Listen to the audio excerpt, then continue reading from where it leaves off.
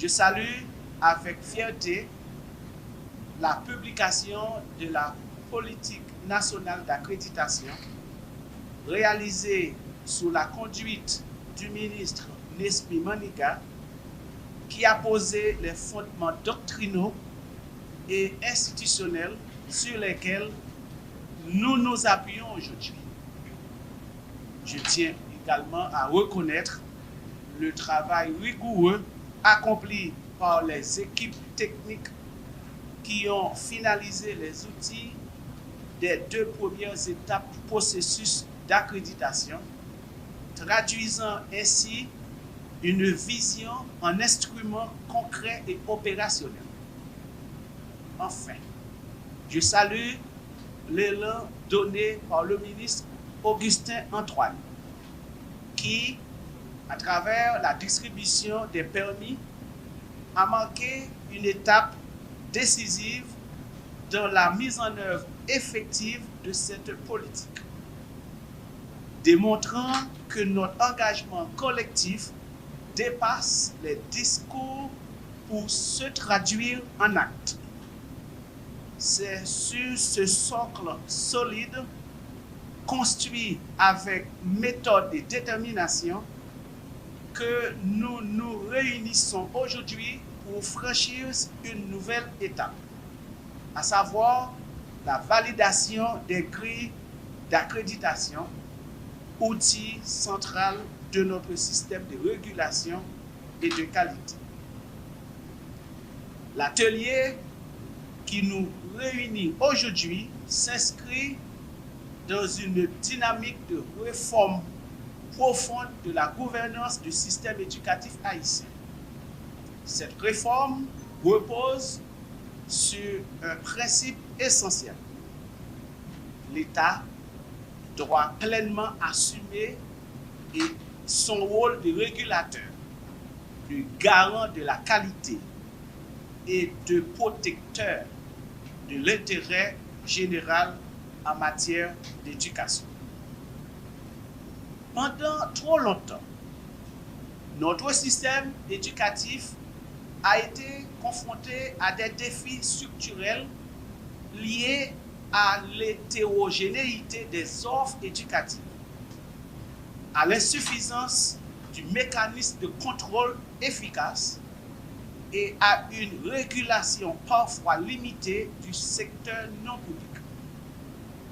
Face à cette réalité, nous avons fait le choix, à travers la politique nationale d'accréditation des écoles privées, d'instaurer un cadre normatif clair, transparent et équitable. Cette politique n'est pas une contrainte. Elle est un outil de gouvernance moderne au service de la qualité, de l'équité et de la redevabilité. Elle traduit une volonté politique forte, celle de mettre fin aux pratiques arbitraires et de garantir que toute reconnaissance institutionnelle repose désormais sur des standards nationaux objectivés et partagés. La grille d'évaluation des écoles que vous êtes appelés à finaliser et à valider au cours de cet atelier est au cœur de ce dispositif. Elle constitue l'instrument qui permettra de traduire notre vision politique en actions concrètes, mesurables et vérifiables sur le terrain. Elle permettra d'assurer une évaluation harmonisée des établissements scolaires fondée sur des critères transparents et équitables, applicables à l'ensemble du territoire national. Mesdames, Messieurs, au-delà de sa dimension technique, le travail que vous accomplissez aujourd'hui revêt une portée hautement stratégique. Il s'agit de bâtir un consensus institutionnel solide autour des normes de qualité éducative en Haïti. Ce consensus est indispensable pour assurer la légitimité, l'appropriation et la durabilité de la réforme que nous nous engageons. Une fois validée et officiellement adoptée, cette grille deviendra la référence nationale pour l'octroi des certificats d'accréditation. Elle renforcera la crédibilité de l'action publique tout en offrant aux familles haïtiennes une meilleure lisibilité de la qualité des établissements scolaires.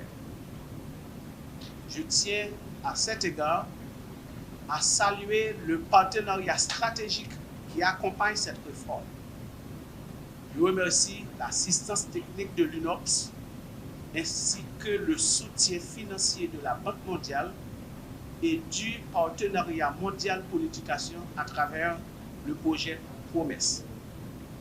Ce projet incarne en effet une ambition partagée, celle de soutenir un système éducatif plus performant, plus équitable et résolument tourné vers l'avenir. Cependant, il est important de le souligner, aucune réforme ne peut réussir sans un engagement collectif fort.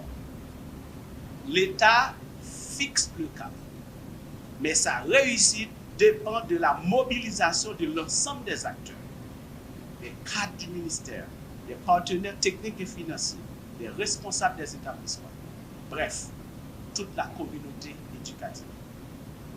C'est pourquoi je vous invite tout au long de cet atelier à faire preuve de rigueur, de sens critique, mais aussi d'ouverture d'esprit et de responsabilité. Rappelez-vous que derrière chaque indicateur, chaque norme, chaque critère, il y a un objectif ultime, celui d'améliorer concrètement les conditions d'apprentissage des enfants haïtiens. La réforme de la gouvernance éducative que nous portons ne se limite pas à des textes et à des outils. Elle vise une transformation durable des pratiques, une culture de la qualité et une responsabilisation accrue de tous les acteurs du système éducatif. Mesdames, Messieurs, nous avons aujourd'hui l'opportunité de poser une pierre essentielle dans la consolidation d'un système éducatif haïtien plus cohérent, plus régulé et plus performant. Posons-la avec assurance et confiance dans le futur.